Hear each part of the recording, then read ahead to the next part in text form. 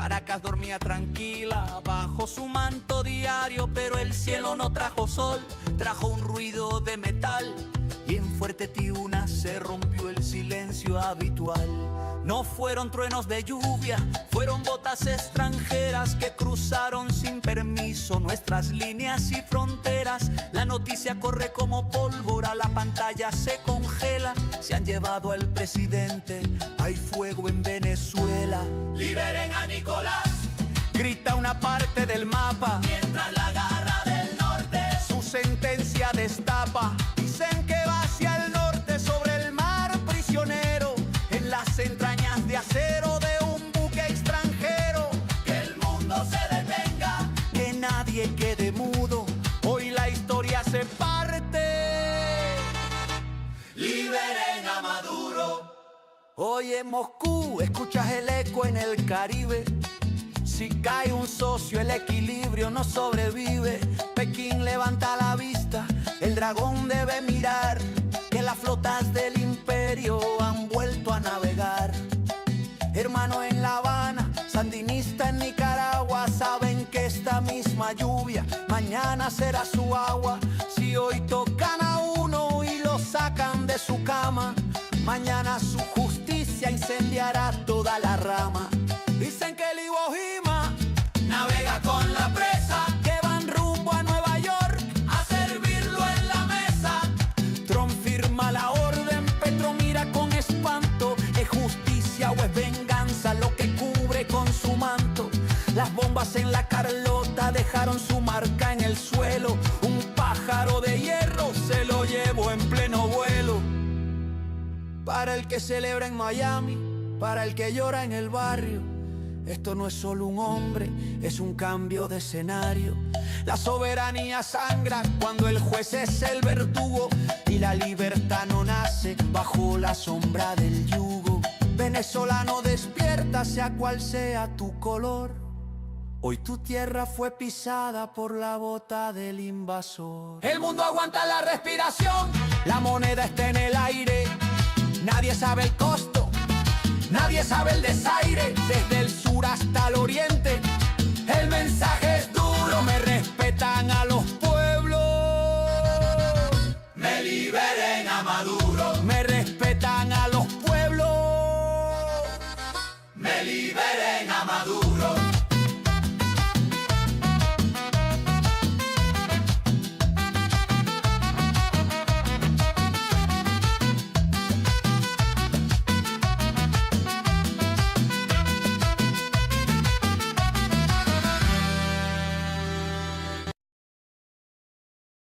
It is our duty and our responsibility as our political vision and our charge to learn from the Cuban Revolution. We refuse to settle for a false peace. We bring just reported that Peruvians are impacted by the actions of the U.S. government. We refuse to compromise in the midst of orchestrated genocide. We refuse to be defeated. Just as they will not blockade the sun, they will not blockade our solidarity.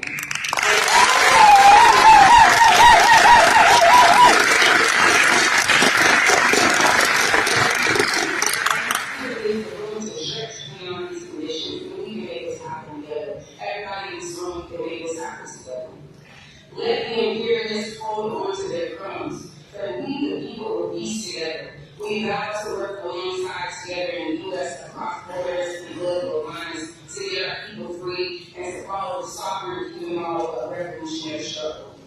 We vow to raise their political consciousness and make sure they call and work towards no war on Cuba, no war on Cuba, no war on Cuba.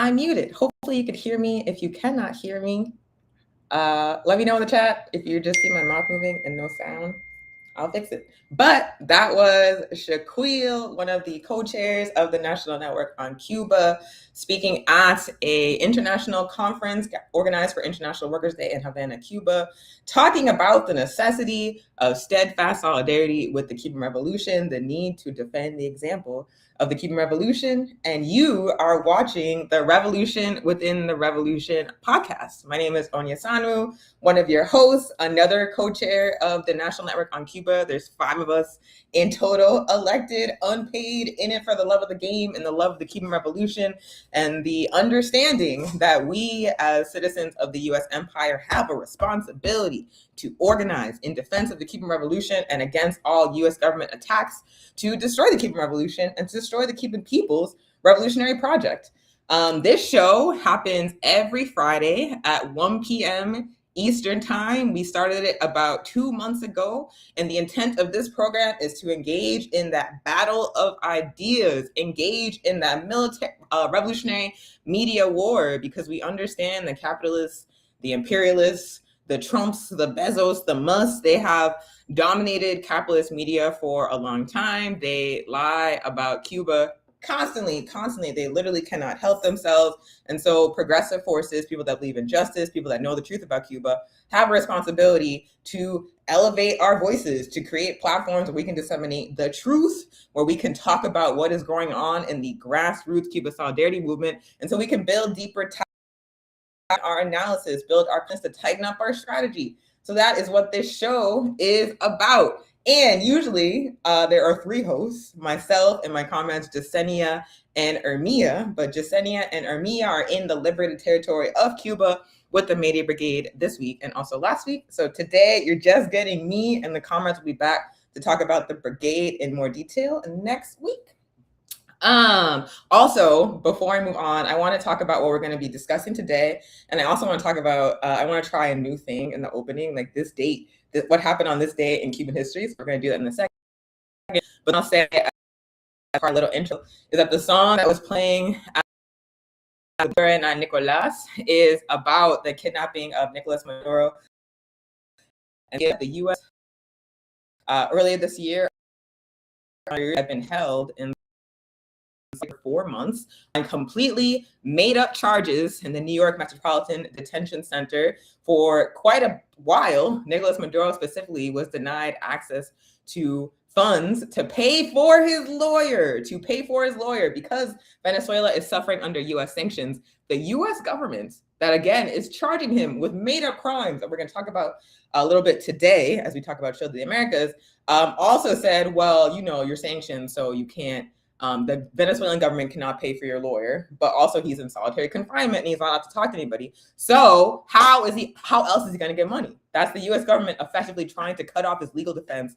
And again, a case based on made up charges. It is heinous. It is a farce, and it needs to be resisted at every level across all movements, because like it says in the song, the rain that falls in Venezuela today is going to fall on the rest of us tomorrow unless we do something about it. What happens to Venezuela today, they are trying to do to Cuba, they're trying to do to Nicaragua, they're trying to the Alliance of Sahel states, they're currently doing to Palestine. So we have to unite across struggles and fight for the liberation of Nicolas Maduro and Celia Flores, and understand the different ways that the same enemy is going for all of us. And so that's why we had that song in the opening. So like I said, on the agenda for today's episode, we're going to go deep into the Shield of the Americas, the gathering of the ops of the Americas that the Trump administration pulled together in Florida, of course, in Florida, because let me tell you, the most reactionary diasporas are gathered, clustered here. I live in Seminole territory in Central Florida, Orlando, Florida. And South Florida is where a lot of them are, but really across the states, the most reactionary members of the diasporas from the Caribbean and Central and South America are concentrated here in Florida. And so that's why they be doing this shit here. But there's also resistance and people that support the Cuban Revolution and people that support progressive forces across Turtle Island here as well, fighting for power. And so that's important to mention. But the Shield of the Americas Summit was held in March, and we're going to talk about what that means, the implications of that, and the historical parallels, because it's not new. It's not new. It is a rehash of a very old strategy of U.S. imperialism. But this day in Cuban revolutionary history, it is May 8th, 2026. It is a week after International Workers' Day. And this day on Cuban revolutionary history, 2 things happen. One very positive thing. one thing that just illustrates, again, the raggediness, the violence of U.S. imperialism, and specifically how U.S. imperialism attacks Cuba. So on May 8th, 1960, Cuba and the USSR officially established diplomatic relations. Shout out to solidarity between socialist revolutionary projects. Shout out to the USSR, gone but not forgotten, made its contribution to the global revolutionary struggle, and certainly helped Cuba survive the initial period of the US blockade and the Cold War, until, of course, the US helped destroy the USSR. The USSR fell and was forced to abandon Cuba for a little while. But what was happening when Cuba and the USSR decided to establish formal diplomatic relations on this day in 1960 was that the US government under President Eisenhower had already started what would become the US blockade on Cuba. They had initiated an oil blockade on Cuba. They said, oh, you want to overturn our puppet? You want to start nationalizing things? You want land reform? Well, we're not going to send you oil anymore. And at that time, the U.S. was Cuba's primary supplier of oil. And so the intent of that oil blockade is the same as the intent of the oil blockade now, to attempt to cause suffering among the Cuban people, to cut them off from basic resources, to attempt to starve out the revolution. So that's one thing that was happening. And then also the Eisenhower administration said they were no longer going to buy sugar from Cuba. And again, another attempt to cut Cuba off from income. And so at that point, the US blockade on Cuba was not legally codified in the way it is now, but the Eisenhower administration was already making the moves that would become codified in US policy in the successive administrations up until the present day. And Cuba understood, even back then, the need to start building those international ties with other nations, building socialism, other nations resisting imperialism. And so that's why they were like, okay, well, if the US is not going to help us. Like, I think Castro traveled to the US to try to meet with Eisenhower, and Eisenhower just would not meet with him because he was let me not swear, he sucked. So instead, that Cuba turned to the USSR and other anti-imperialist nations, and the rest is history.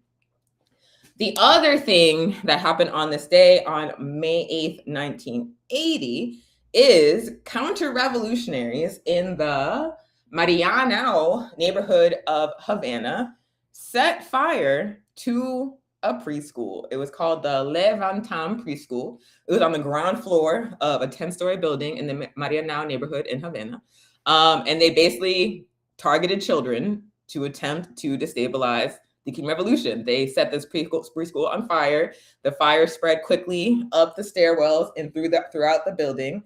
But the Cuban people, the heroic and organized Cuban people, including students that attended a high school in the building, as well as people from the community around the building, as well as, of course, firefighters from the Cuban government, launched a rescue operation immediately and started getting the kids out of the building, getting everybody out of the building.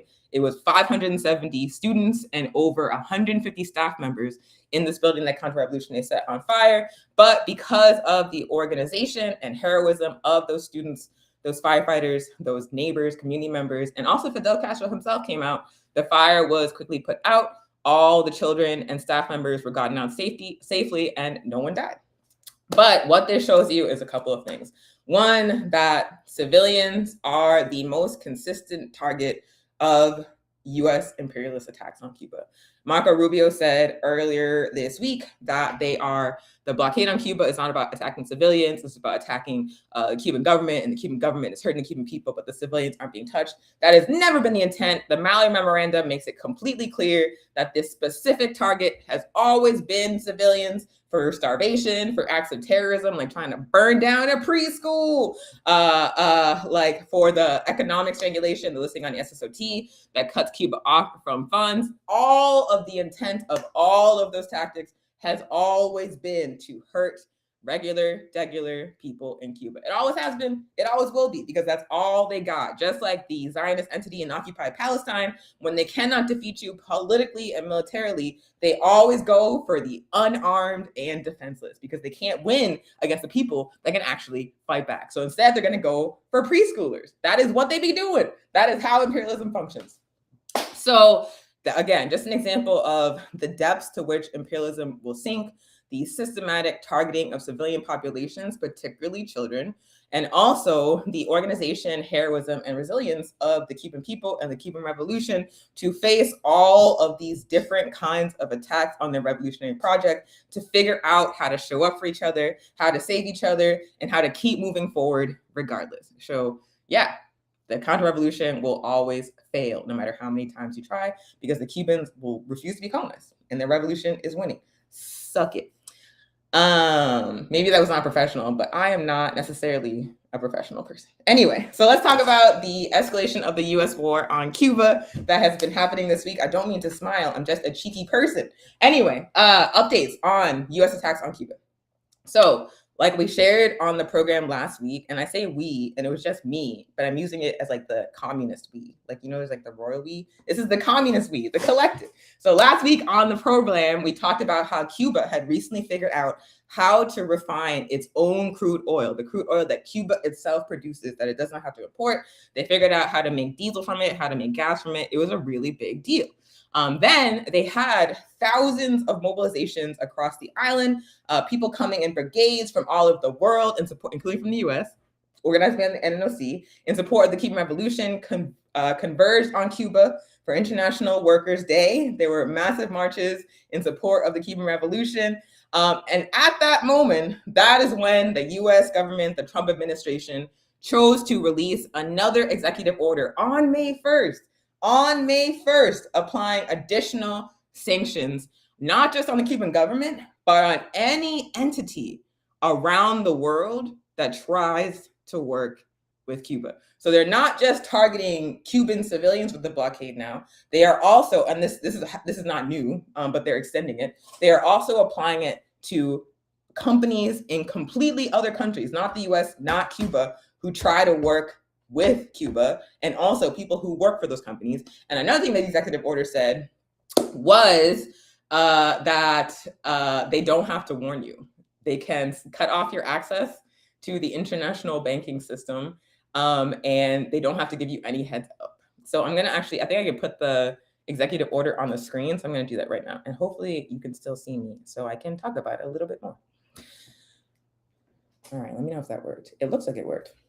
So this is the latest executive order released by the Trump administration on May 1st. So last week, I also just put the link in the chat if you want to look at it yourself. It's called Imposing Sanctions on Those Responsible for Repression in Cuba and for Threats to the United States National Security and Foreign Policy. And again, like I said, essentially what this executive order does is go after anybody that attempts to do business with Cuba, that attempts to engage in trade with Cuba, whether they live in the United States, whether they live in Cuba, or whether they live in another country entirely, such as Canada, for example, and say that they can be sanctioned by the US government if they operate in energy, defense and related materials, mining, financial services, or other security sector of the Cuban economy.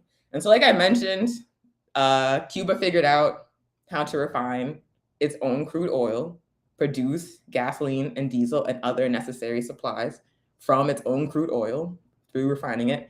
And then they had International Workers' Day, this like uplifting of the Cuban Revolution, this like commitment, like recommitting to defending it.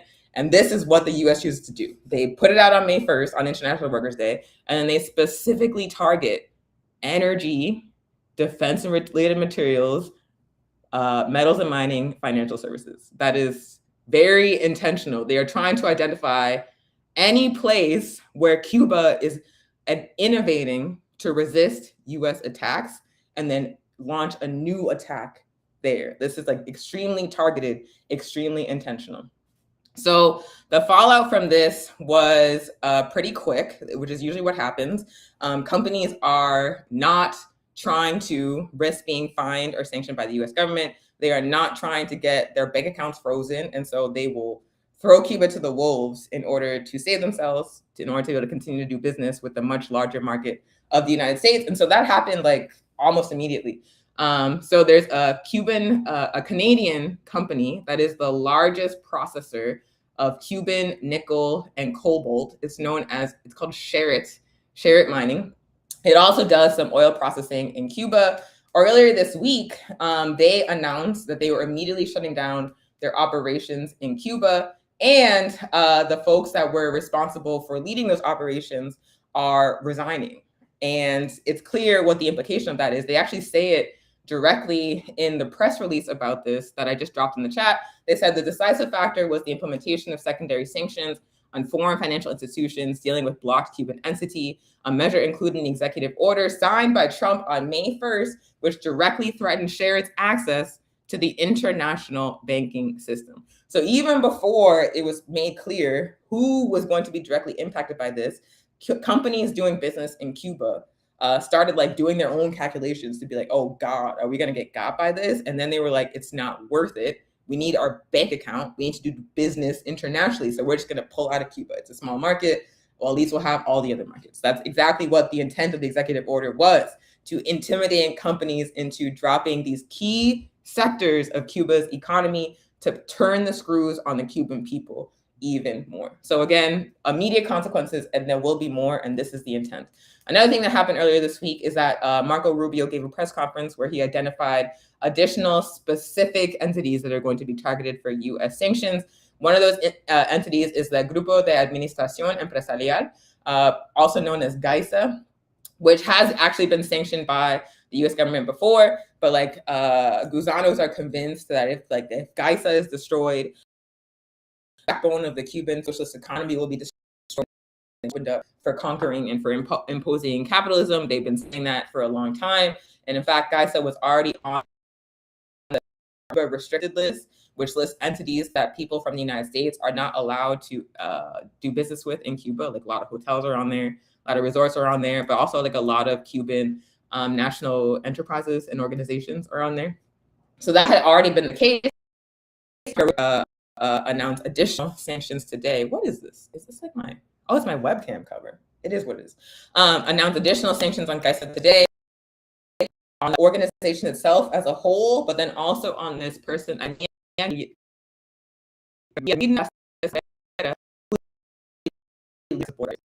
should like a person name. And I'm gonna try to fix it because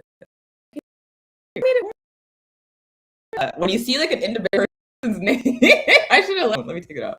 When you see an individual person's name on like economic sanctions, like understand like that person's like bank account gets shut down if they have bank accounts.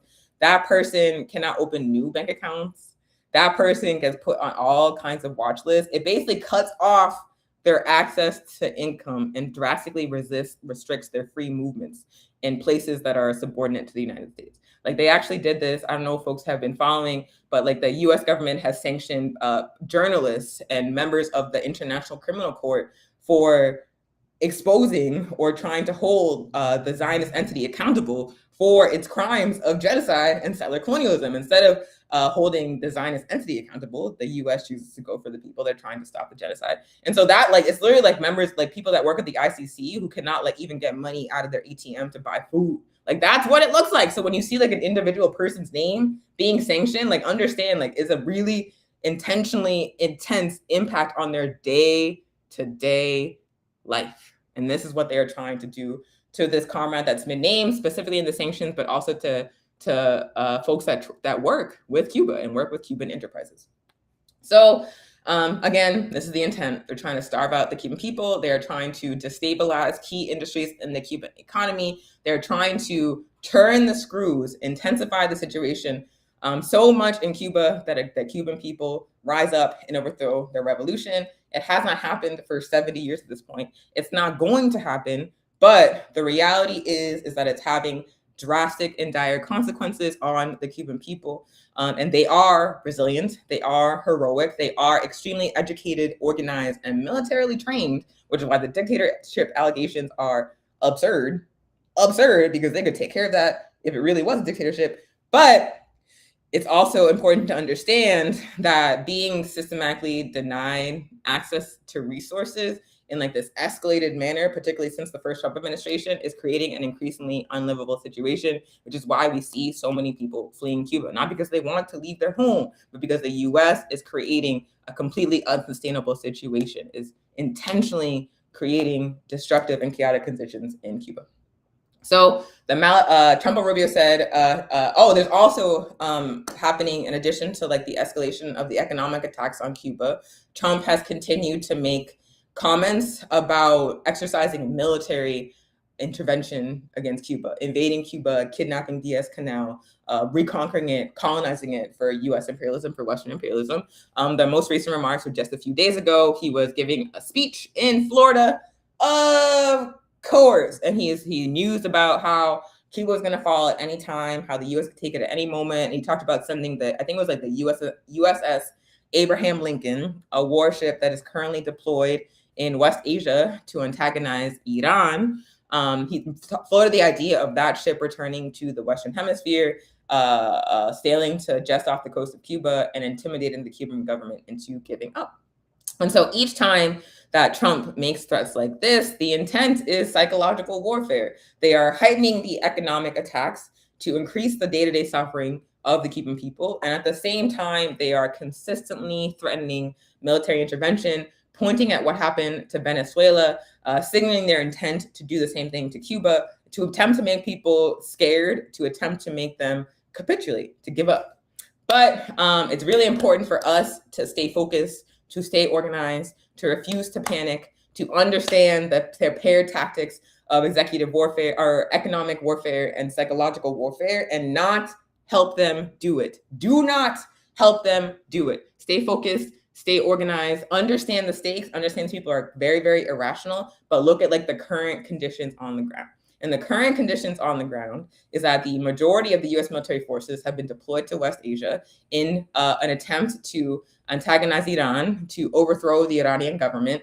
That has not happened. They have been mollywopped, just destroyed. In fact, the Washington Post, no less than the media wing of the Bezos empire, right wing as hell, even the right wing as hell, Bezos owned Washington Post this week put out an article announcing that the destruction to U.S. military targets across West Asia caused by Iran's very targeted attacks was much more extensive than the Trump administration has ever admitted. The same administration, Pete Hegseth and Trump, will get on the mic every couple of days and say Iran has no more missiles, their military has been wiped out, their Navy has been wiped out. And I feel like every single time they say that, like 5 minutes later, we hear about Iran striking another ship or another target with more missiles. The reality of the situation, and the New York Times acknowledges this too, is that the majority of Iran's military capacity, its capacity to defend itself,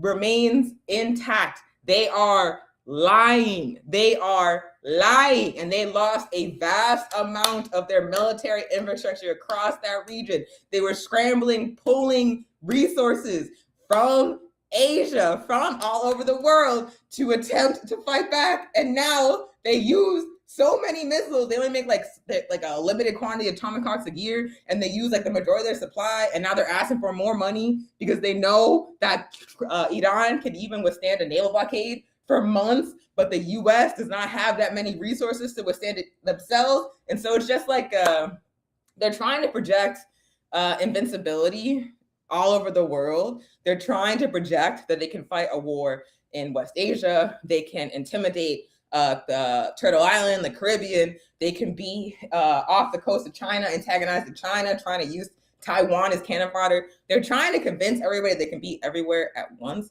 but they don't actually have unlimited resources. And they drastically miscalculated how things were going to go in Iran. And they're still trying to figure out what to do about it, how they fix this, how to get out of it. Like, they don't have the good sense to just give up. They don't. They're trying to save face for some reason, but they also recognize that they have painted themselves into a corner. And so that material reality means that they have less capacity to antagonize Cuba at this point. And that won't always be that way. But at this point, despite what Trump says, to try to get Cubans and right-wing diasporas in Florida to clap for him, to try to intimidate and scare people, despite what they say, the reality is they have miscalculated and overextended themselves, and they have not recovered yet. So keep that in mind. Keep that in mind as I try to identify like what strategy we use to move forward. Don't reinforce the psychological warfare. Be clear about what the U.S. is and what it's capable of, but also look at the material conditions so that we can develop scientific strategies that are going to allow us to be the most effective in this moment without, again, panicking or reinforcing the tactics of the enemy. Like an example of what I mean is Marco Rubio went to Florida to meet with the leaders of Southcom, the U.S. military Southern Command, which is responsible for like U.S. colonial ventures across, oh my God, someone's talking about their stock prices. Dog, I don't know about any of that nonsense. Across a U.S. like colonial occupation of Turtle Island, basically of this hemisphere. Like that's what Southcom is for, and CENTCOM is about antagonizing West Asia. AFRICOM is about Africa. They have it all over. They have covered the planet in these military commands, and all it is about is colonial control. Southcom is for the Caribbean and the Western Hemisphere. So Marco Rubio went to Southcom, had meetings with leaders about counterterrorism, narco-terrorism operations, and then also did a photo op with one of the leaders where they're like shaking hands in front of a map of Cuba, and then like they posted that, and I was like, you people, like this is clearly just like throwing red meat at these like unhinged right-wing Cubans and diasporas in Florida, because they always be doing this shit in Florida. Like they're trying to pander to that base and again project force, project military dominance, project intent to invade Cuba. But I think it's again just like a show at this point. And again, not to say that it won't be it's not a possibility that the U.S. is not capable of it, but just to say, looking at like the conditions and where things are actually at, it to me seems more like narrative control and psychological warfare than actual like strategizing to do this imminently. Okay, and then another thing that Marco Rubio said, because they're also like trying to develop like the political and legal pretext for military intervention in Cuba. Like they're trying to like probe and find weaknesses in like ways that they can do it. And so like each executive order where they escalate sanctions on Cuba, they always talk about Cuba being a national security threat to the United States, that Cuba is supposedly hosting military bases for powers antagonistic to the United States. Not true. And also if they were, they have the right, who are y'all? But also saying that Cuba has provided support to Hezbollah, to Hamas, and to adversaries of the United States, which as they should. Hezbollah is the only thing standing behind the Lebanese people and further expansion of the settler colonial Zionist project. They are the armed resistance against the expansion of the Zionist project into Lebanon. And then Hamas is the main armed resistance of the Palestinian people to extermination. So not just Cuba, but many social justice and social justice oriented and anti-imperialist nations around the world also support the just resistance of the Lebanese and Palestinian people. That's not a national security threat. That is fighting for social justice, fighting for liberation. So each executive order accuses Cuba of this and tries to frame it as a national security threat to the United States. And so Marco Rubio is like peddling that narrative in the media to try to like build that pretext of Cuba as a threat, to try to provide some kind of justification for military intervention. But he's also saying, because reporters are starting to ask, like, this oil blockade, like this cutting off of Cuba's access to fuel to put in generators, that's causing like blackouts, that's causing hospitals and schools and homes for elders and disabled folks to scramble for resources, to scramble to help people. This maximum pressure campaign and the escalation of the sanctions is causing like very serious issues for the Cuban people. And Marco Rubio tried to fix his face to say earlier this week that the Cuban people are not the target, that the blockade does not hurt them, that the blockade on Cuba is really about hurting the communists. The communists are not the people. It's bullshit. It's nonsense. It's not true. First of all, the Mallory Memorandum makes it completely clear that the intent of the U.S. blockade on Cuba is to cause so much suffering among the Cuban people that they rise up and overthrow their own government. That is the intent. Cause suffering among the Cuban people because they love socialism and the revolution so much that they won't turn against it without that. So we already know that's the strategy. But second of all, there are so many independent measures of the impact of this oil blockade and of the maximum pressure campaign initiated by the Trump administration in 2016. In fact, earlier this week, The Center for Economic and Policy, actually it wasn't this week, it was on April 27th. The Center for Economic and Policy Research put out this study whose title is U.S. Sanctions and the Sharp Rise in Infant Mortality in Cuba. And in that study, what the CEPR says is that the maximum pressure campaign, that's the U.S. sanctions on Cuba, have increased infant mortality in Cuba by 148%. They went from 4.4 deaths per birth, per thousand births in Cuba, to 9.9 deaths per thousand live births in Cuba, just since 2020. The maximum pressure campaign started in 2016. This is a direct study, like breaks it down. They have receipts. This drastic increase in infant mortality in Cuba is a direct consequence of the escalation of U.S. sanctions, of that maximum pressure campaign. So tell me, are these babies that are dying because of the escalation of this economic warfare, are those communists? Are those leaders of the Cuban government? Are those people in power oppressing regular Cubans? Or are they babies? Like I said at the beginning of the show, that civilians are the intentional target, and you can tell because they always go for the kids. They go for the defenseless people that cannot fight back, intentionally, systematically. As a matter of fact, when the U.S. and Zionist entity aggression on Iran started, and the first thing they did was bomb a school and kill over 150 little girls, that I don't buy for a second that was an accident. Not with the intelligence apparatus that the United States had. You could see on Google Maps. So there's no way they didn't know. They did that. Target defenseless populations is some of the cursed shock strategy. They always have. They do it in Cuba. They do it in Palestine. They do it in Iran. They do it all over the world. It's an intentional strategy. It's an intentional strategy. So Marco Rubio fixing his face to say the civilians are not the target. He is bald-faced lying, as he does about many things. That's just who he is as a person, but do not buy it. And also another narrative. So right-wing Cubans, like you see it every time, about all the positive work happening. You get angry about that. No blockade. There is no blockade. You haven't been there in 15 years. And they always say there is no blockade. There is no blockade. But the receipts. The year the Cuban government submits a report to the United Nations documenting the impact of the U.S. blockade on Cuba and the impact on civilians. So many independent entities, like not even communist or socialist entities, like the CEPR, it's not communist or socialist.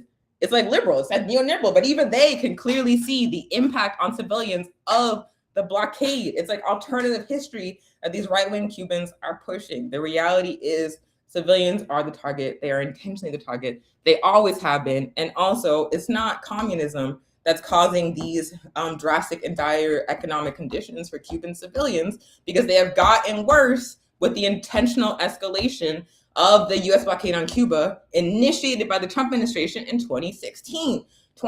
Or when the Trump administration started in 2016, particularly when the COVID pandemic hit.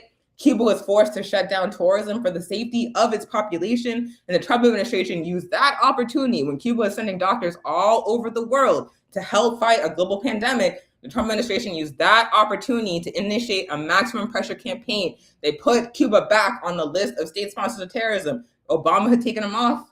Trump put them back on, and the impact of that listing on the state sponsors of terrorism is that Cuba was immediately cut off from access to the international banking system. They could not get dollars. They could not get loans. They could not open bank accounts. That was the intent. To cut them off from resources, from liquid cash, so they could not meet the needs of their citizens. And then Trump put even more additional sanctions in that maximum pressure campaign. Trump left office. Biden came in, left them all in place, except for like that 5 minutes on the last day when he took Cuba off that SOT right before. And then Trump came back in and immediately put them back on it. Trump cut every aspect of the maximum pressure campaign in place, even imposed additional sanctions on some of the same entities that the Trump administration has sanctioned. And then Trump came back in, kept the maximum pressure campaign, kept the escalations from Biden in place, and then put even more escalation in place. So now in the present day, when we have blackouts across Havana, when we have a drastic shortage of oil, when we have like these like intense conditions that people are forced to flee in Cuba, understand this was intentionally and systematically created. It is not the failure of communism, it is the impact of US imperialism, specifically and intentionally targeting civilians. So yeah. But it's not all bad news, because like I said on the last show, every single time, I don't know why I clicked that by accident, because I was like, ooh. Every single time the US government escalates the US blockade on Cuba, the Cuban Revolution and the global Cuba Solidarity Movement responds with innovation, responds with organization. So the US said, we're going to cut off your oil. Cuba was like, bet, we're going to use revolutionary science, baby, to figure out how to refine our own oil. And we're also going to initiate an extremely rapid and wide transition to solar power, because you cannot blockade the sun. The US government said that we're going to try to intimidate governments all across the region into cutting ties with Cuba. So the global Cuba Solidarity Movement said, bet, we are going to send thousands of people and ships and pounds of material aid to Cuba to show that Cuba is not alone. They zig, we zag.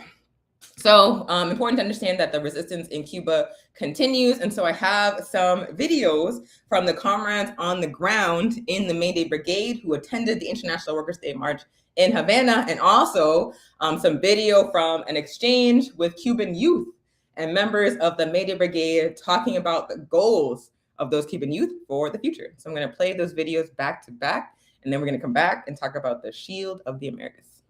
We're here in Revolution Square for International Workers' Day.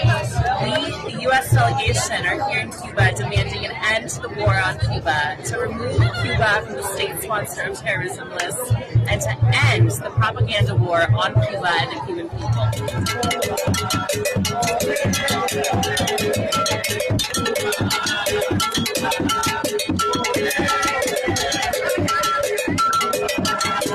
Every day we recognize that Cuba is under siege by the imperialist powers, but especially today, as workers of the world unite from all delegations from all over the world. Cuba sí, bloqueo no. Cuba sí, bloqueo no. Cuba sí, bloqueo no. What do you want to be when you grow up? How do you want to contribute to society? ¿Qué quisieran ser cuando crezcan? ¿Cómo creen que pueden ayudar a la sociedad? ¿Qué más? Que no sean jefes del municipio de estudio para poder ayudar al estudio en nuestro país y que se pueda extender a los demás países para que puedan ser gratis los estudios y no tengan que pagarlo los alumnos de otros países. He would like to study pedagogy and to help people to understand that education should be free, not only in Cuba but in the rest of the world. Blockade forces you to contend with limited resources. How do you ensure that your students have a quality education? Aquí vamos alternativa por parte de, bueno, también nos apoyan los padres fundamentalmente nos apoyan los padres directamente. Nosotros buscamos tratamos una manera de hacer llegar al estudiante lo más esencial porque realmente es lo que, es como tratar maneras de el poco tiempo que tenemos aprovecharlo al máximo con lo fundamental, con lo que necesitan saber, hacer entender muchas cosas que nos pueden llevar a que el niño crezca un poco más con más de independencia. Sí. Nosotros como venceremos. Vamos a vencer, como es nuestro madre, patria o muerte, venceremos. Just want to say, venceremos, we will win, as Comandante said, as Fidel said, patria o muerte, homeland or death, we will win. We will win indeed. Thank you so much.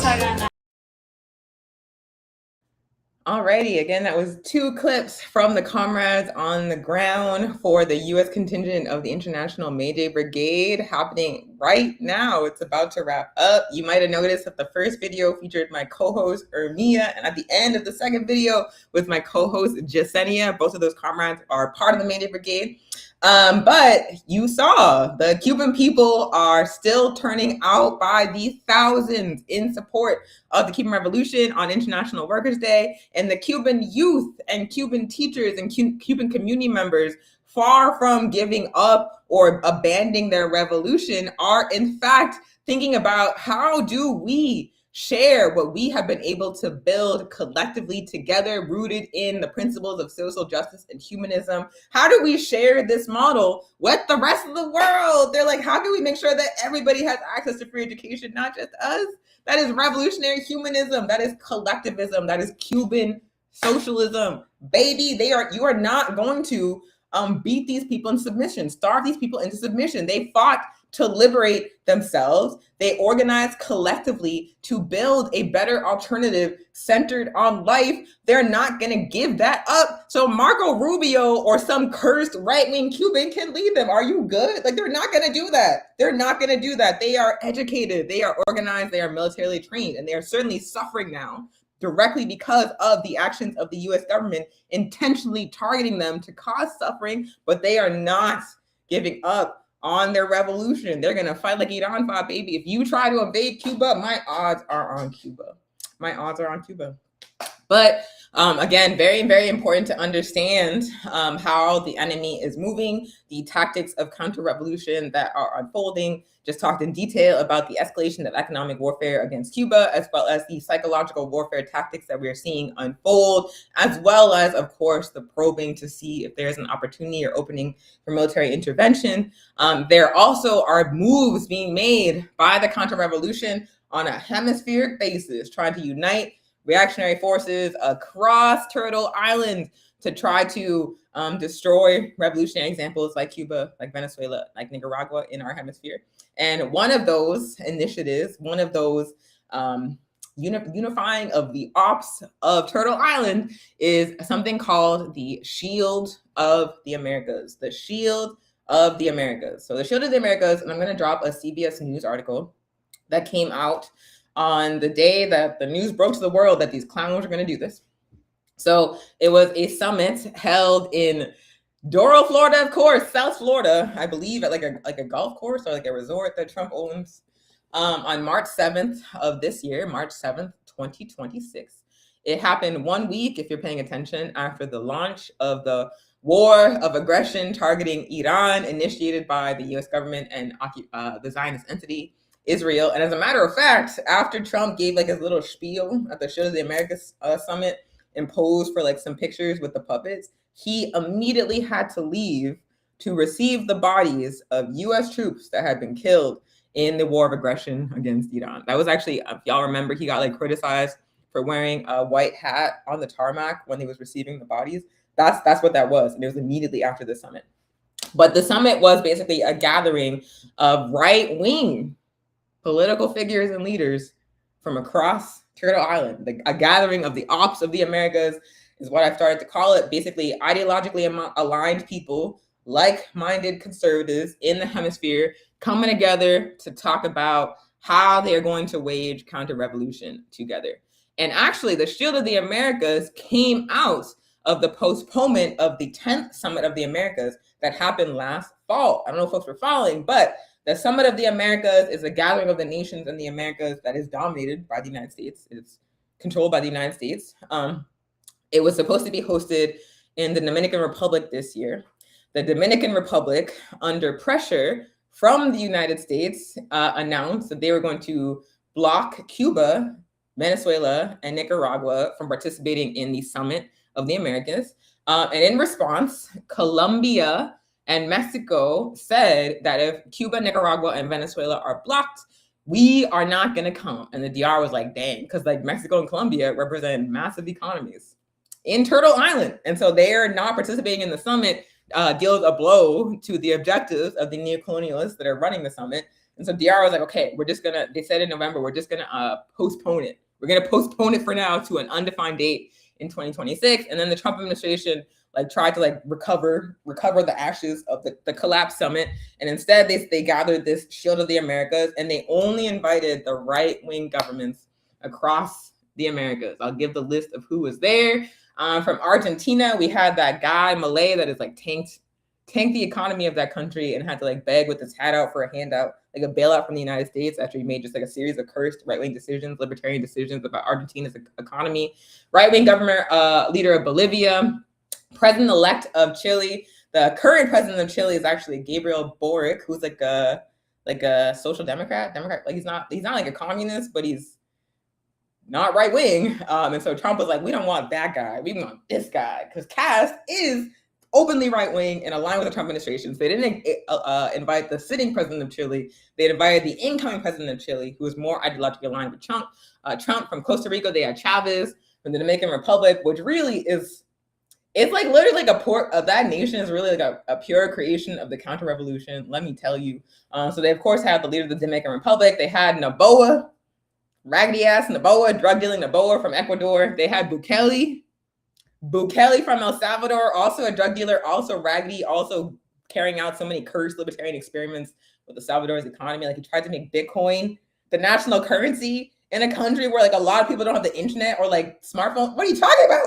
Oh, anyway, so Bukele was there from Guyana. Ali was there from Honduras. The right-wing president that Trump helped get in there was there. Asfura, like it was the Libre party up against Asfura, the right-wing candidate last fall. And just as people in Honduras were going to vote, Trump tweeted like, I really want the right-wing guy to vote or there'll be big problems, big consequences. He's basically engaged in like open election interference in Honduras' election, and the right wing won as a consequence.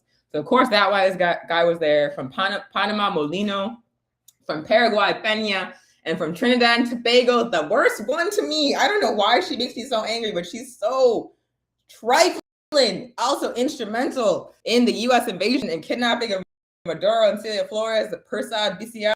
Oh my God, Bissessar, I hate her. She just sucks, man. Like a brown woman going with these people. Oh my God, girl. I was just like all the most right-wing governments and figures from across Latin America and the Caribbean. And then in terms of U.S. officials who were present at the summit, the initiating meeting in the Shield of the Americas, we of course have Donald Trump.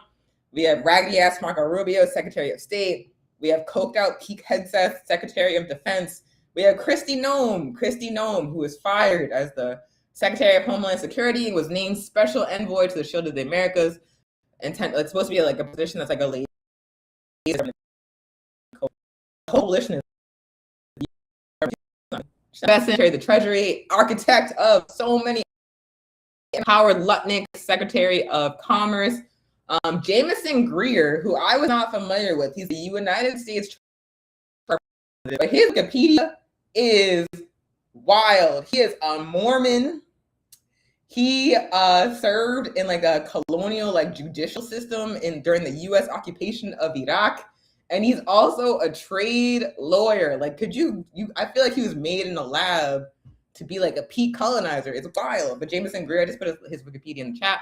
And then there's like a Republican senator from Ohio. His name is Bernie Moreno. He was born in Colombia. He grew up in Florida. Do I tell you, like the concentration of Gusanos, of right-wing diasporas coming from Florida? Oh my God, unmatched. But he's really been instrumental, or he has been pushing hard for more hostile engagement with the Petro government in Colombia, between the U.S. and the Colombian government. Like he's like, we need to get that guy out of there. We need like another right-wing puppet in place. We need the repression of the Colombian people. So he was like in the front row. So that is who was there, right-wing governments or right-wing political figures from the United States, from the Caribbean, from Central and South America. It came out of the postponement of the 10th Summit of the Americas. And it was essentially like Marco Rubio and Hegseth and Trump talking about how they're going to engage in a military war against quote unquote narco-terrorism in the Western Hemisphere. But really what they are trying to do is unify these right-wing forces from across Turtle Island in a military project of counter-revolution against progressive forces, masked as a war against drugs and a war on terror. Also very important to understand that the Shield of the Americas did not emerge from a vacuum. We know, of course, about Operation Southern Spear, which was initiated last year in September 2025, where they literally just started bombing fishing boats in the Caribbean Sea and the Pacific Ocean. They had were not charging people with crimes. They were not arresting anybody. They were literally just drone bombing fishing boats. They are still doing it. They have killed 150 people in 44 strikes. Again, none of those people have been charged with a crime.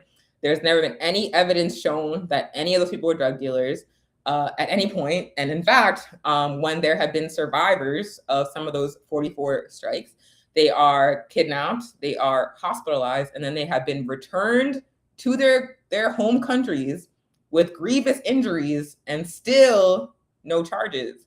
So you can drone bomb the boat and kill people, but when people survive, you just let them go.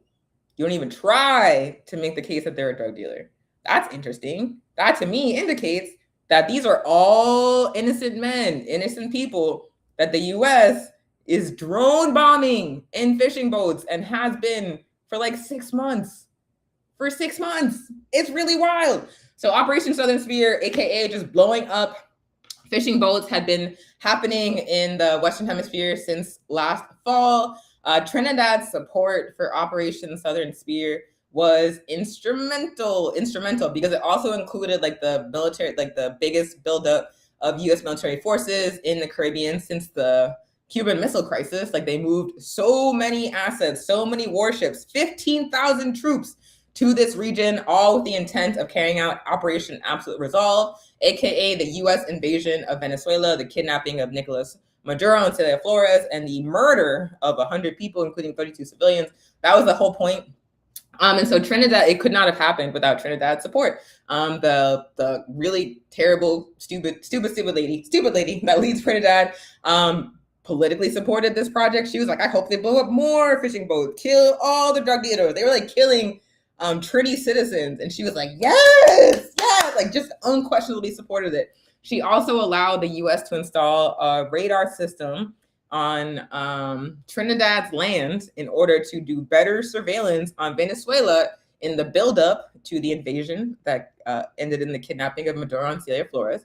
She allowed US aircraft to use Trinidad's civilian airport for military operations against Venezuela. And like I said, she provided strong political and rhetorical support to attacks on Trini and Caribbean civilians carried out by the US military. In addition to Trinidad providing that support to Operation Southern Sphere, other puppet governments that were at the Shield of the Americas, like the Dominican Republic, also provided material support. After one of the strikes on a fishing boat that killed people with like no charges, no evidence of them being drug dealers, the Navy of the Dominican Republic claimed that they helped the US recover the drugs after one of those strikes, providing completely manufactured evidence in support of the US government's claims that these people, which again had been charged with no crime, who has still no one has been charged with any crime related to these airstrikes, were actually carrying drugs. Like Trinidad was like, oh, we found this bag of cocaine. It's from the boat. No. Anyway, so this massive military buildup facilitated by these puppet governments ended in Operation Absolute Resolve. It started in November 2025, where the US government declared Tren de Agua a foreign terrorist organization and then accused Nicolas Maduro of being like the leader of Tren de Agua without evidence. They also were talking about this gang, Cartel del Soles, which was like made up. It was actually like a US kind of revolutionary project to try to destabilize Venezuela. They got corrupt like military leaders on the payroll, and then they made up this gang and they called it Cartel del Soles. That was also in there as well when they were like ginning up the case against Nicolas Maduro. And then also, of course, accused Maduro of supporting Hezbollah, of supporting Iran, basically just carried out a geopolitically motivated smear campaign to attempt to frame Nicolas Maduro as a narco-terrorist that was harmful to US national security interests, to justify the invasion of Nicolas Maduro and of Venezuela that ended in the kidnapping and, of course, the murder of 100 people in like a little bit less than an hour. I feel like that's not discussed enough.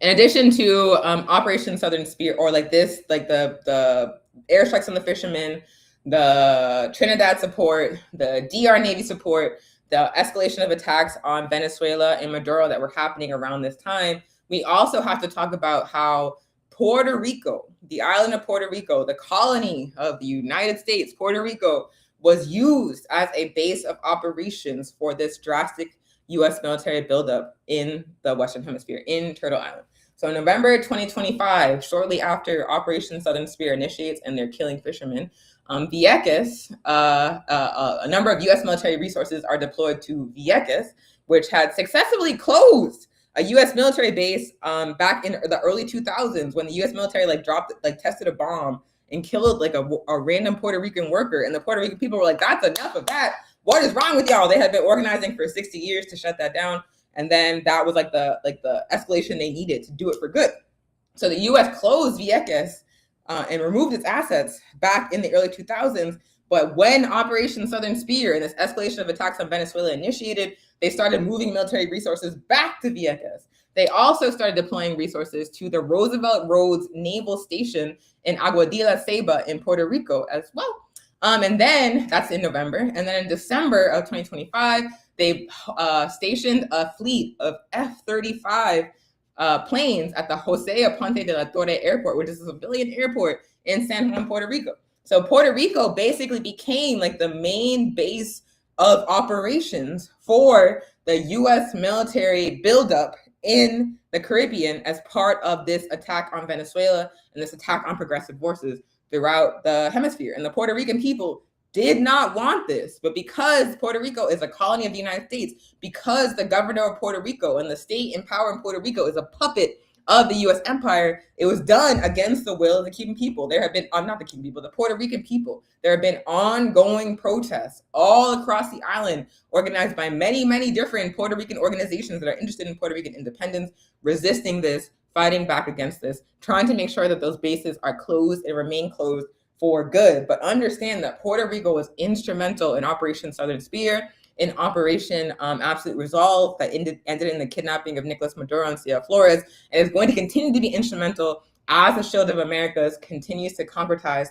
this unity, this strategic alliance between the right-wing forces across our hemisphere. It's like the logistical backbone of U.S. military operations here, which tells you that supporting Puerto Rico's national liberation is really, really key to resisting this strategy of counter-revolution. I also want to talk a little bit more about the folks that were there. I already talked about old girl from Trinidad. God, I hate her. But they were also all of them are clowns. All of them have their different angles, but I want to focus on a couple of them. Specifically, Bukele, who's Palestinian, a Palestinian Gusano. All diasporas have their ops. It is a consequence of neocolonialism and imperialism. They intentionally cultivate traitors among every colonized nation. And so the fact that Bukele is Palestinian is not any kind of statement on Palestinian people, just in case any confused people are watching. It's not a statement on Palestinian people. It's a statement on imperialism and neocolonialism and their capacity to exploit class struggles and contradictions within our nations to develop traitors among us. And so that's what he is. That's what he is. He's also a drug dealer with deep connections to the so-called cartels and gangs that the U.S. is claiming to be trying to fight with the Shield of the Americas, with Operation Southern Spear, with Operation Absolute Resolve. A lot of these puppets, like Bukele, like Noboa, like Asfura, who were at the Shield of the Americas summit, who are we are going to come together and take violent action against narco-terrorism. A lot of them are deeply implicated in the international drug trade, including the United States officials, like Rubio. So that's Bukele's story. But he also has become internationally famous for an extremely, extremely draconian and violent response to crime in El Salvador. You probably know Bukele because there's been a lot of news stories of the U.S. deporting undocumented people from the United States to El Salvador, to that prison Sico in El Salvador that Bukele is known for opening up. He has an extremely authoritarian approach to the war on crime, where there's strict restrictions on free speech, as a matter of fact, on freedom of movement, on even that tattoos you can get, and all kinds of restrictions on the people in El Salvador. But there has been a decrease in crime, and so he gets a lot of praise, even among people in Central and South America, for that impact, and also because of his relationship with the U.S. government. So he was there because he is interested in some people who are facing charges in the United States, who are members of gangs, who can implicate Bukele in connections to narco-terrorism, to the international drug trade. He wants to get those people back. And so he's working, trying to like get close up to the United States to make sure that they send those people back and they can't talk. And if you think I'm exaggerating, I'm going to drop an article about it from El País, talking about it, like oh my God.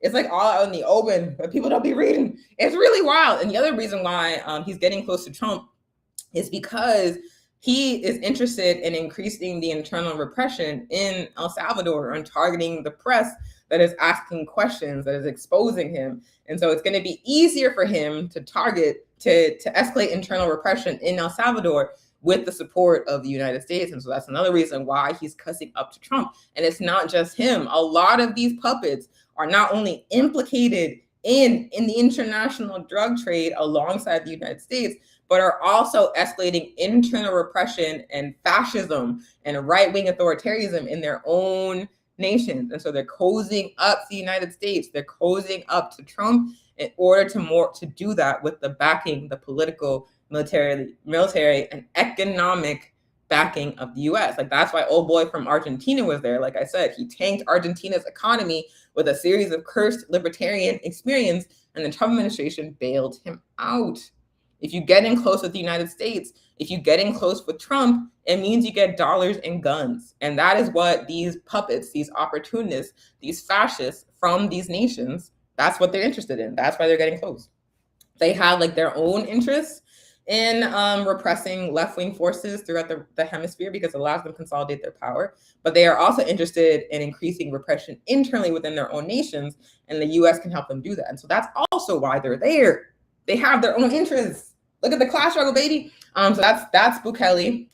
Noboa, like I said, is a very, very similar situation. Noboa is the president of, and actually, so there's Operation Southern Spear, there's Operation Absolute Resolve, and there's also Operation, I'm trying to find the exact name, and sorry if I'm jumping around. I did like a lot of research for this show because I wanted to show y'all the connections. So I have a lot of notes. That's why you see me looking off screen.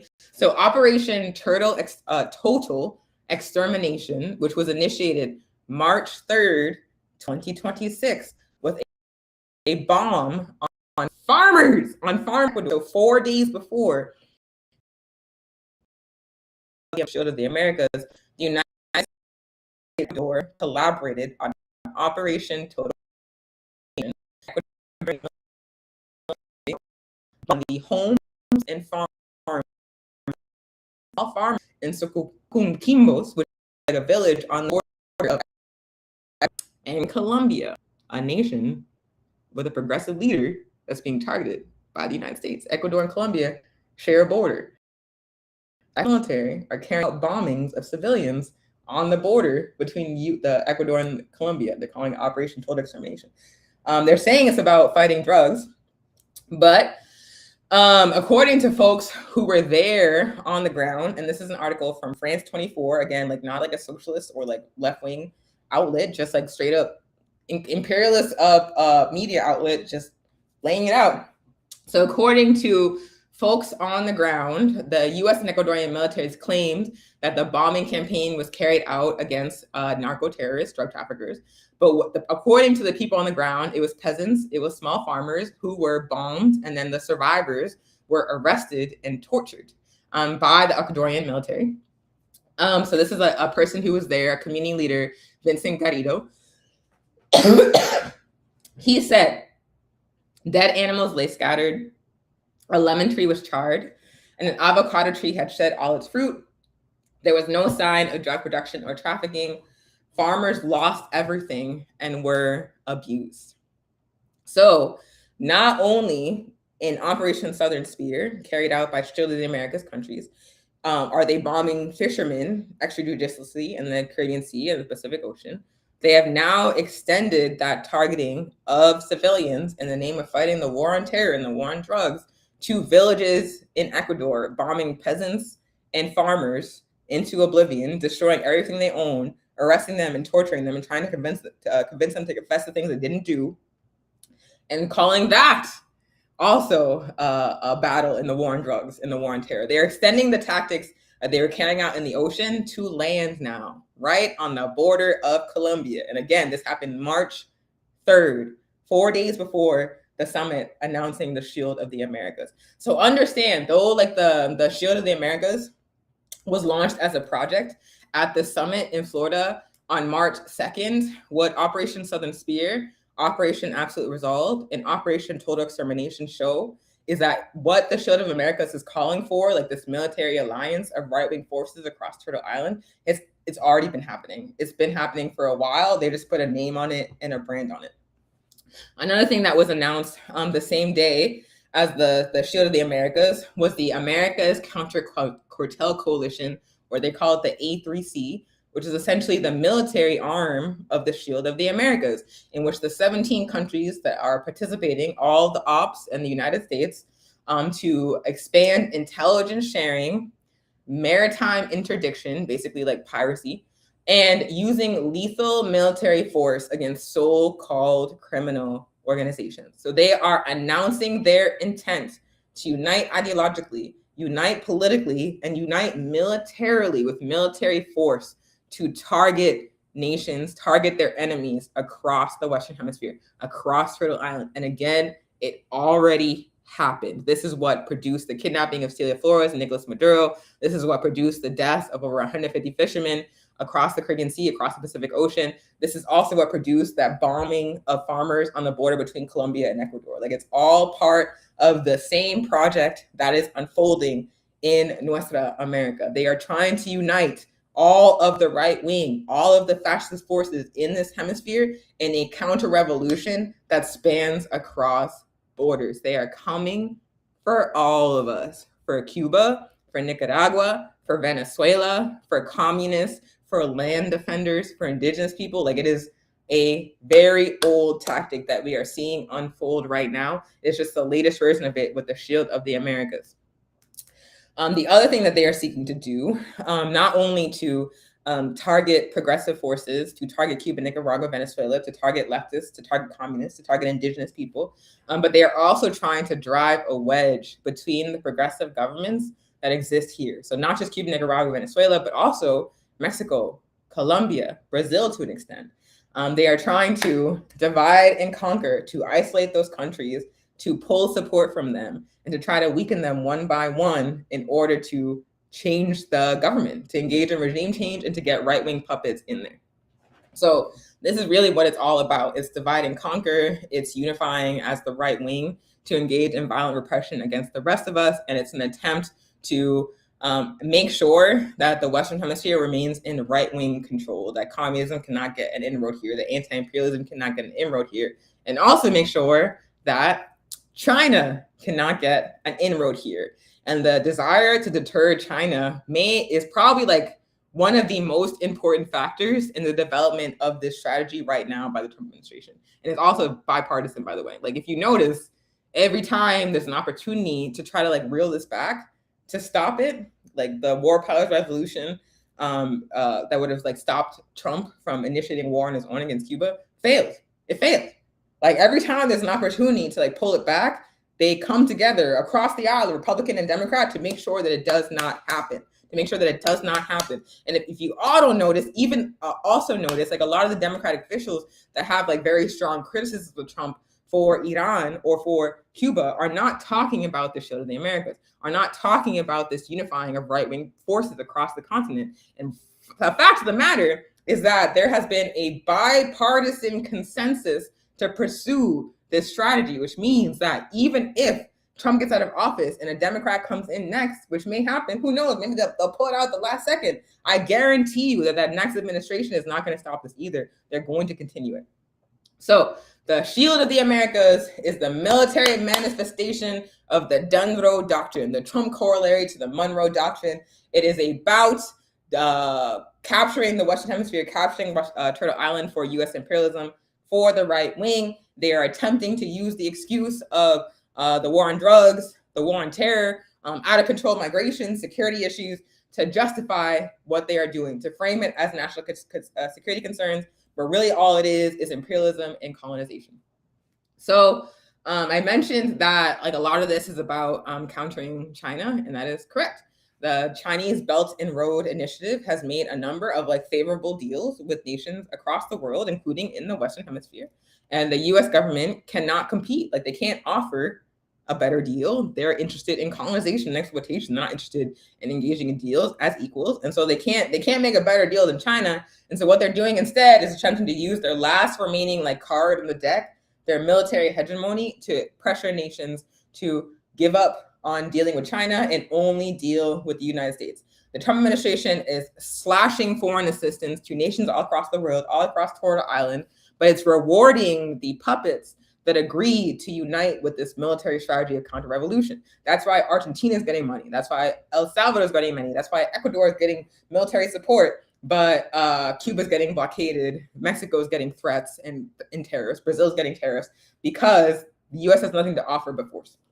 So actually, as a matter of fact, like the U.S. successfully intimidated Panama into like abandoning a Chinese deal and giving it to a U.S. company instead. I think for like data infrastructure, like mobile phone infrastructure, something like that. But I was just reading about that the other day, that like Panama made a deal with China. The U.S. was like, absolutely not. That's our puppet. Don't deal with anybody but us. And they forced Panama to give up the deal. And now the deal is going to a U.S. company. Oh my God. And so they're just looking to control the resources of the Western Hemisphere, the resources of Turtle Island. They also want to control strategic assets like the Panama Canal, like the land and labor force of the Western Hemisphere. And they're extremely interested in a captive market for U.S. products, including oil and gas, because these puppets are willing to do trade, to do deals with the United States, even if those deals do not benefit their own populations. As long as the puppets' pockets get fat, they are going to do it. And the U.S. loves that. They want a captive market for inferior U.S. products, U.S. oil and gas, but also U.S. tech. The U.S. is extremely interested in pushing China out of any deals to develop the data structure infrastructure or the data information infrastructure of the nations of Turtle Island, of the nations of the Western Hemisphere, and instead get U.S. companies like Elon Musk's Starlink, as a matter of fact, to get those deals instead. The U.S. wants its like drastically inferior tech companies to have a captive market in the Western Hemisphere, because that allows the U.S. to enrich itself, but it also allows them to have control of strategic assets like the internet here, like people's like capacity to communicate here. The U.S. wants in the hands of U.S. companies, because as U.S. companies, again, enrich the U.S. ruling class, but also have a porous relationship with the U.S. government, which would allow the U.S. government to use that infrastructure to increase the repression of the people living in Turtle Island. It's all about control. It's all about colonial domination. Like that is what it's about. They cannot compete as equals. They cannot compete when the playing field is fair. And so instead, they're throwing their weight around. They're intimidating people. They're pushing China out. That's like one of the main goals. They're attacking the left to make sure that they have domination over this continent. That's what it's about. Let me see if there's anything I missed before I go to what to do about it. Oh yeah, so we talked about who was there. Bukele, El Salvador, Dominican Republic, Argentina, all the ops of the Americas. And I just want to touch on who was not there, who was targeted by these ops. We, of course, have Mexico, led by progressive leader Claudia Sheinbaum, who was excluded from the Shield of the Americas, even though Mexico has one of the largest economies in this part of the world. And also has very, very deep trade with the United States, excluded from this Shield of the Americas summit, and has also been threatened by Trump, has been intimidated by Trump, was blackmailed by the Trump administration into stopping sending oil to Cuba, and also rejected U.S. military intervention on U.S. soil, which pissed off Trump. Also excluded from the Shield of the Americas summit was Brazil, another very, very large economy in the Western Hemisphere, led by Lula da Silva. I'm talking too much. My throat is drying out. We're almost done.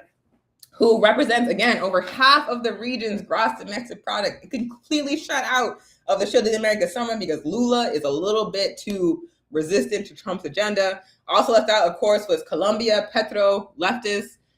Oh my God. Petro is like, he's both like a disappointment and also like a source of hope, because he has been consistent about denouncing U.S. attacks on the Cuban Revolution. But when Operation Southern Spear and Operation Absolute Resolve were ramping up, Petro fixes his mouth to say that Venezuela is a dictatorship, that Maduro is a dictator. What are you doing? And then declined to help Venezuela militarily. First, he said he would do it. Then he had a meeting with Trump, and he was like, actually, never mind. So, yeah. But very, very wild thing is that to me, it kind of looks like Colombia might be next because, one, like I said, Ecuador and the U.S. military are carrying out bombings of villages on the border with Ecuador and Colombia. Two, U.S. troops recently started training in the jungles of Panama to get ready for jungle warfare. Three, we have the Trump administration declaring cartels in Colombia as foreign terrorist organizations as well. Like one is the Clan de Golfo, which was sanctioned by the Biden administration first, and then additional sanctions imposed by Trump. Then it was declared a foreign terrorist organization. The Petro government was engaged in peace talks with a number of right-wing paramilitaries in Colombia, including the Clan de Golfo.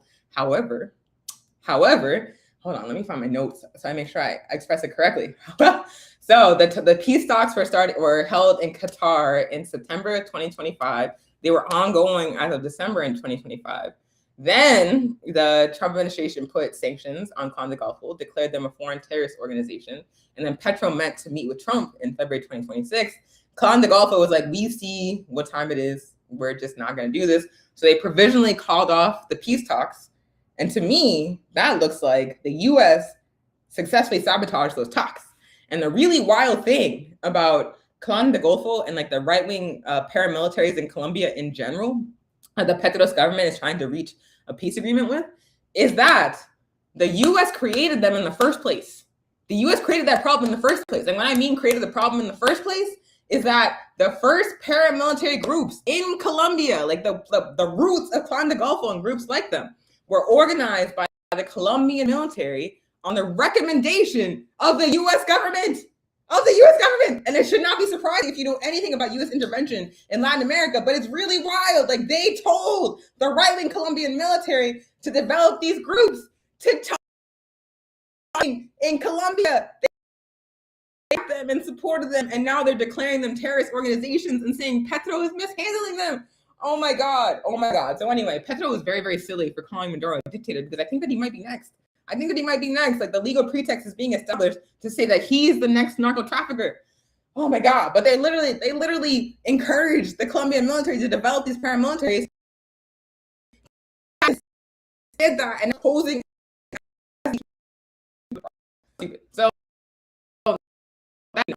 So Colombia are being targeted by the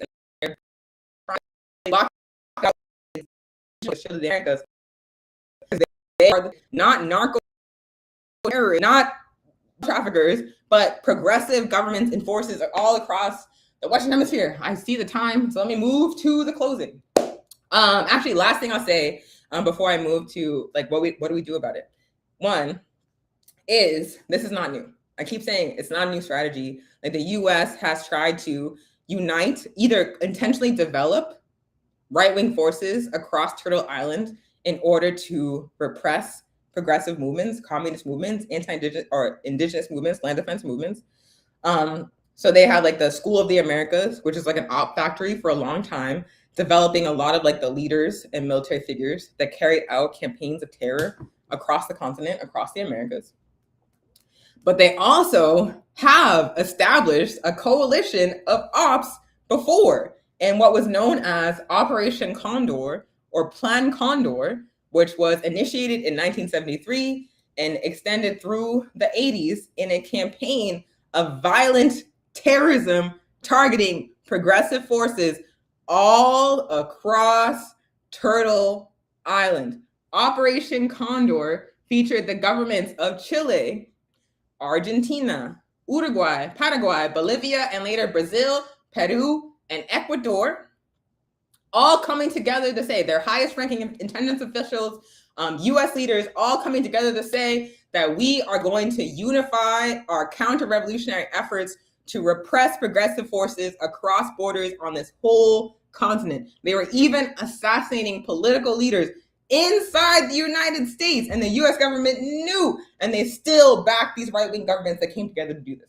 So I just want to read an excerpt from an article about Operation Condor. It says, The methods of landing helicopters in rural communities, burning and bombing homes, capturing and torturing their inhabitants recall the types of attacks and massacres carried out by these dictatorships to kill hundreds of thousands across South and Central America, but this time replacing the charge of communists with that of narco-terrorists. In many cases, these dictatorships and the CIA worked closely with the drug cartels. So understand the Shield of the Americas strategy, the America's counter-cartel coalition strategy. These are not new things. These are rehashing a strategy that the U.S. empire has deployed before. They are trying to unify the right-wing forces across all of Turtle Island to come for Cuba, to come for Venezuela, to come for Nicaragua, to come for all of us, which requires, in response, that we unify and organize to fight back, to resist it, to make sure that does not end in the deaths of hundreds of thousands of people again,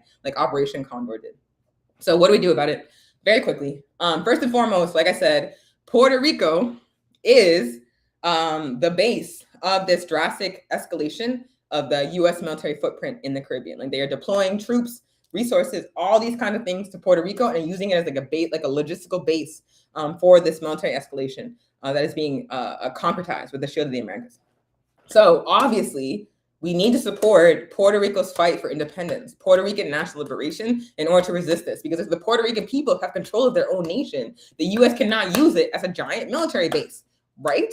Right. So it seems like really, really key for Cuba Solidarity Forces, for anti-imperialist forces in the Americas to back Puerto Rican national liberation in any way that we can to make sure that Puerto Rico cannot be used in that way. That's also true for Haiti. Really, the entire island that has the nation of the Dominican Republic and the nation of Haiti on it, all of it's Haiti. All of it's Haiti.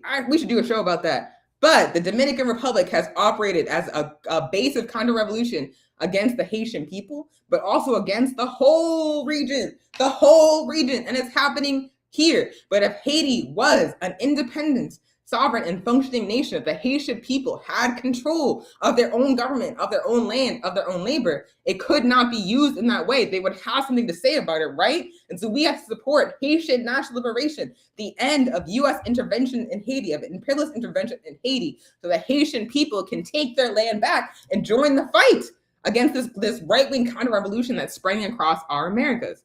The other thing that's really important for us to do is to defend Cuba's sovereignty. And someone is asking in the chat if I can elaborate on the sanctions against folks who support Cuba. I talked about that at the top of the program, so I'm about to wrap it up. But like the first 30 minutes, I'm talking in detail about that. But understand, like this escalation of economic warfare is going to continue.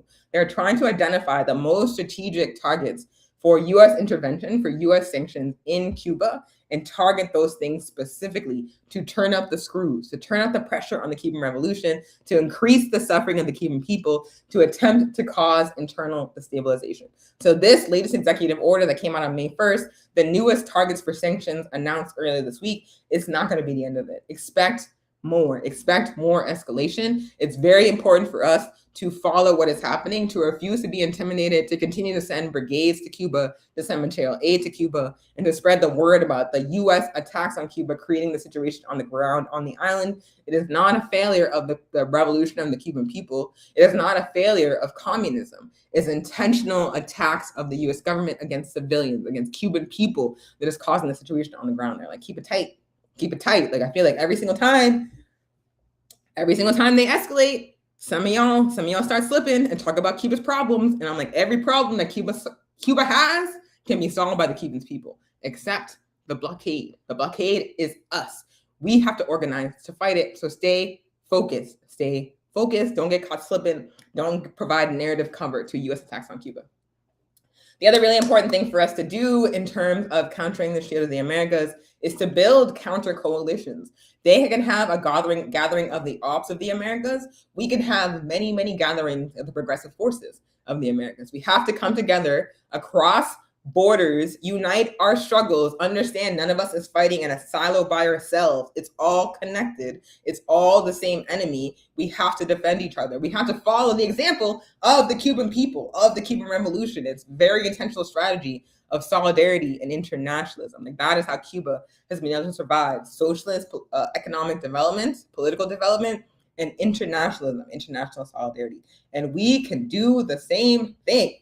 If we know that Colombia, Mexico, and Brazil are the targets, then we have to support them in resisting U.S. pressure. We must support the governments of Mexico, Brazil, and Colombia in resisting U.S. imperialist pressure. We also have to unite with the social justice and progressive and left forces in those nations. We have the U.S. contingent to the 9th Continental Gathering in solidarity with Cuba at Mexico City. Last fall, we made a number of really important connections in that summit that are still being built to this day. We need more of that work. We must connect across borders. We must build a transnational anti-imperialist movement to counter the Shield of the Americas and similar right-wing strategies. That was a lot, and I'm almost out of time. So thank you for bearing with me. I hope you learned some stuff. And now I'm going to move to the NNOC updates and the closing so I can end somewhat on time. It's 2:30 now. I'm going to give myself 10 minutes. 10 minutes.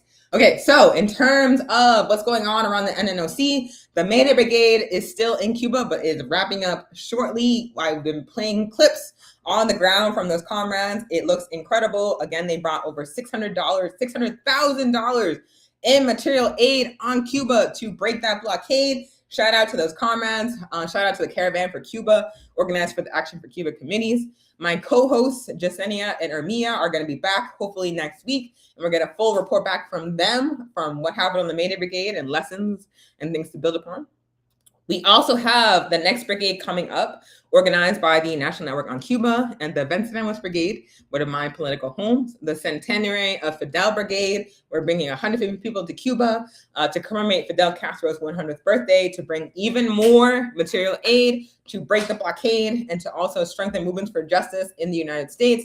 So we're launching a national fundraiser soon. Stay tuned for that on NNOC and VB platforms, and please support us. Help us raise funds for material aid and for scholarships for brigadistas. In terms of what's going on in the National Network on Cuba, we have our bylaws, our updated draft bylaws, incorporating the input from our process of feedback and debate, which has been taking place over the past year and a half. We just put out that final drafts at the beginning of May. And so the member organizations of the NNOC have it. And in our spring meeting happening on Saturday, May 30th from 1 to 4 p.m. Eastern, we're going to be having a vote on whether we're going to adopt those new bylaws for the National Network on Cuba. Some of the changes in those new bylaws, including making the NNOC an explicitly anti-Zionist and anti-imperialist organization. It includes more detail about what it means to be an individual member of the NNOC. It includes a code of conduct for engaging each other as comrades and building a stronger and more unified Cuba solidarity movement, as well as a grievance process rooted in the principles of transformative justice to address it when we fall short of our code of conduct, of our community agreements. And it also includes some new structures for leading areas of work in the National Cuba Solidarity Movement, including the brigades. So again, that draft has been distributed to the member organizations of the NNOC. The vote on the draft is happening at our spring summer meeting on May 30th. And there's more information going on to the NNOC member org shortly about how to participate in that spring meeting. And we hope to see you there. Excuse me. So just to wrap it up, this has been the Revolution Within the Revolution podcast. My name is Onyesanu Chatoye. I am an organizer with the Venezuelan Brigade.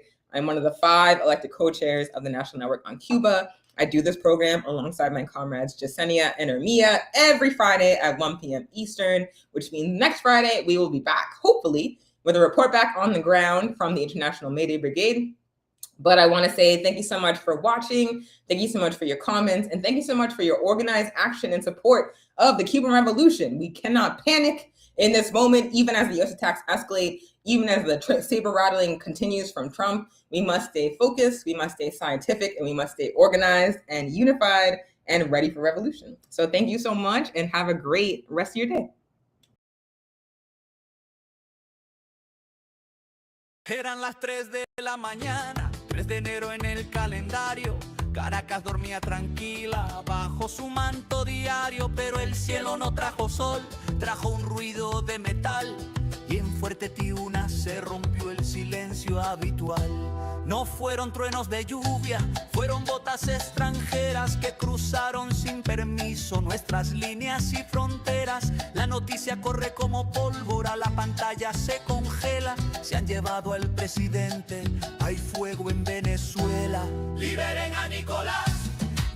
una parte del mapa. Mientras la garra del norte su sentencia destapa. Dicen que va hacia el norte sobre el mar prisionero, en las entrañas de acero de un buque extranjero. Que el mundo se detenga, que nadie quede mudo. Hoy la historia se parte. Liberen a Maduro. Hoy en Moscú escuchas el eco en el Caribe. Si cae un socio el equilibrio no sobrevive. Pekín levanta la vista, el dragón debe mirar que las flotas del imperio han vuelto a navegar. Hermano en La Habana, sandinista en Nicaragua, saben que esta misma lluvia mañana será su agua. Si hoy tocan a uno y lo sacan de su cama, mañana su justicia incendiará toda la rama. Dicen que el Iwo Jima navega con la presa, que van rumbo a Nueva York a servirlo en la mesa. Trump firma la orden, Petro mira con espanto. ¿Es justicia o es venganza lo que cubre con su manto? Las bombas en la Carlota dejaron su marca en el suelo. Un pájaro de hierro se lo llevó en pleno vuelo. Para el que celebra en Miami, para el que llora en el barrio, esto no es solo un hombre, es un cambio de escenario. La soberanía sangra cuando el juez es el verdugo y la libertad no nace bajo la sombra del yugo. Venezolano despierta, sea cual sea tu color. Hoy tu tierra fue pisada por la bota del invasor. El mundo aguanta la respiración, la moneda está en el aire. Nadie sabe el costo, nadie sabe el desaire. Desde el sur hasta el oriente, el mensaje es duro. Me respetan a los pueblos, me liberen a Maduro. Me respetan a los pueblos, me liberen